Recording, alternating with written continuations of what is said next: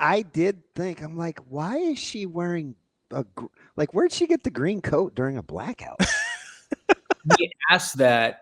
That wasn't like a signal to you that might be the wrong person? I don't know, man. This past Saturday, he's like, you were wearing green, right? And it's like, damn, it was a blackout. She was wearing all black. He's not wearing green jeans. So that's him and his Johnny 5 binoculars. This is what happens when he has somebody else adjust his binoculars. He still can't see out of them. Unbelievable. KC. Again, this is all love. This is how I show love.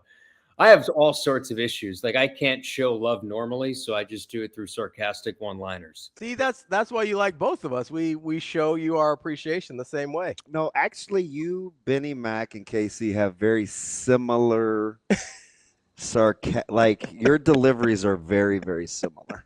It's fine. I can take it. KC, you're around me a ton now. And you know how I operate in the booth. I'm whatever, right?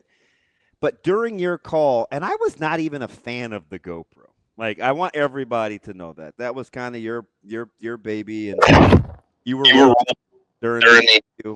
So he's super creative. Let's just do this, and this.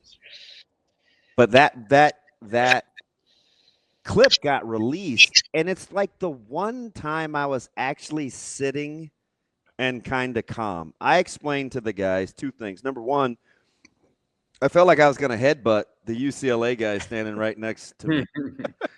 It was unusually I'm looking at them and they're looking at me, and there's like 2 inches between us, and an inch and a half of it is glass. So that's that. I wanted to sit down. But the other thing, I told them that I was captivated. That's the first time, and I'm not ashamed to admit it, that I was actually just listening to the broadcast, like just listening to the, he leaks out and it's the 45, the 40, where I found myself being a fan in the moment because I know how to lay out. But that time, I just was actually listening.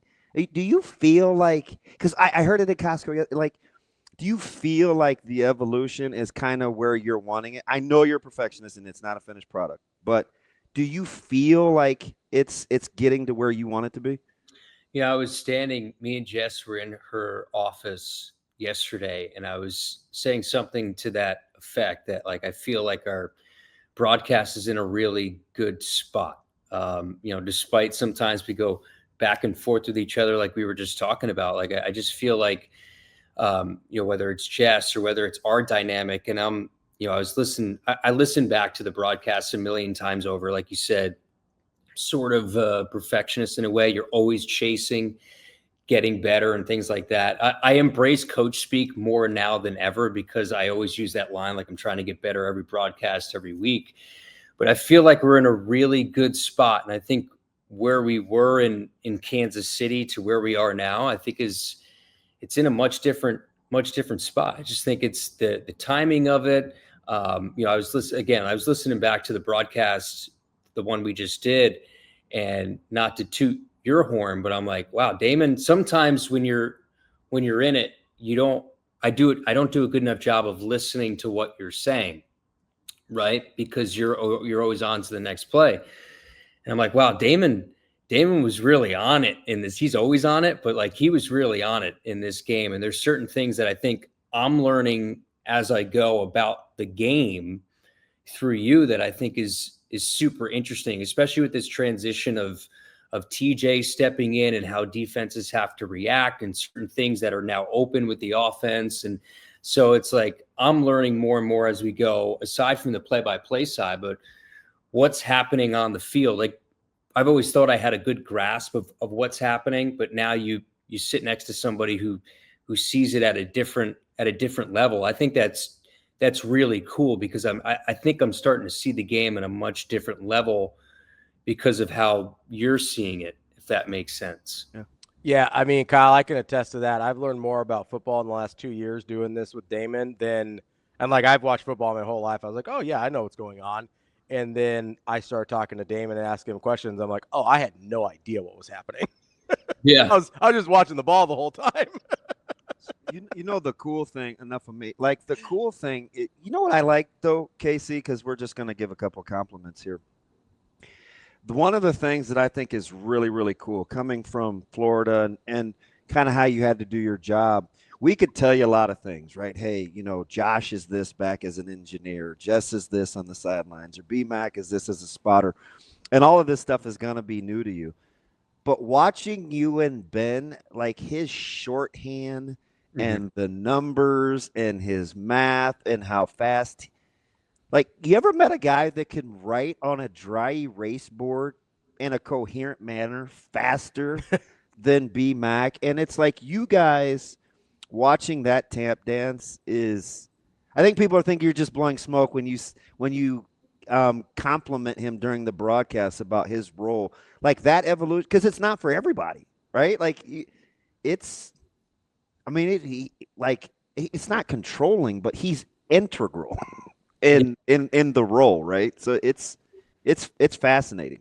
He's massive. I mean every bit of it when I've talked to Ben on, whether it's saying it on the radio or talk to him in private.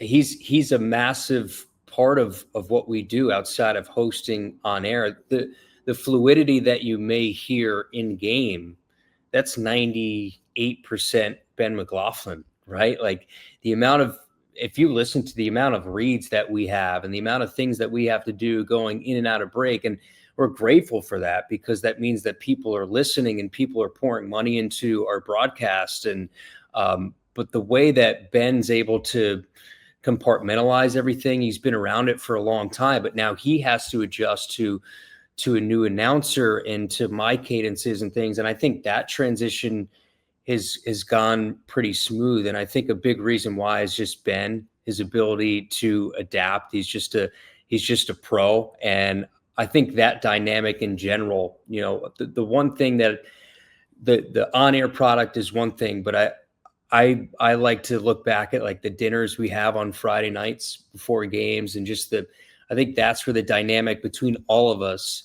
has gotten better and has gotten stronger. I think that's the coolest thing of this entire thing for me is building relationships with all of us outside of the air, because I think that gets heard when you listen to a 3-hour broadcast is like we actually kind of like each other and it comes across on the radio.